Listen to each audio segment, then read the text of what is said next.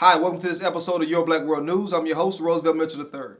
40,000 felons in Maryland have their voting rights restored. On Tuesday, a Democrat-controlled General Assembly successfully overturned the Maryland governor's veto. Maryland's Governor Larry Hogan had vetoed a bill that had already been passed last year about whether felons who have already completed their prison sentence but yet were currently on parole or probation should have the right to vote. And ultimately, the State House voted to overturn the veto, and they were successful as of Tuesday.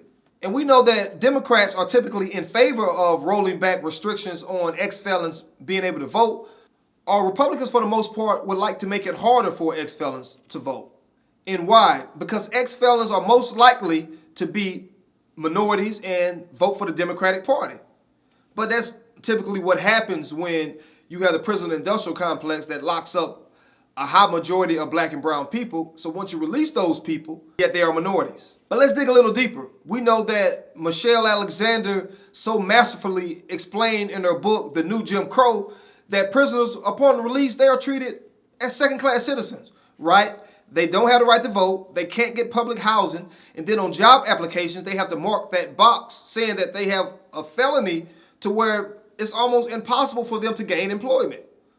So let's look at this thing collectively and just ask ourselves, did the Democratic Party help these 40,000 ex-felons gain their voting rights so they can not feel like second-class citizens?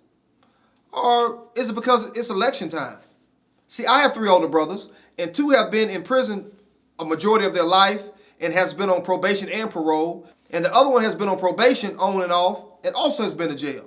But for my 2 older brothers who has been to prison and come home on parole and probation, it's much, much harder for them to gain employment and to take care of themselves and to find somewhere to stay. Like my oldest brother, who recently got out a few years ago, he went to a halfway house, and that halfway house, in order to find employment or to find somewhere to stay, fortunately for him, he gained a job there and he stays there as well. So if it had not been for that halfway house giving him a job and supplying him a place to stay, he couldn't get public housing and he couldn't get a job anywhere else and still can't find employment anywhere else because he wants to do something different. So here's my question. I'm really ecstatic that the Democratic Party at least is fighting for ex-felons and trying to get some of their rights back. Let's be clear on that. But here's the fundamental question. When we talk about leaving second-class citizenship status in the case of a parolee or a person on probation and getting back into mainstream society, should their first right entail being able to vote someone else into government housing or public housing, i.e. the White House? But I would love to hear what you think about this, so please leave a comment in the section below. And until next time, my friends, be blessed and be encouraged.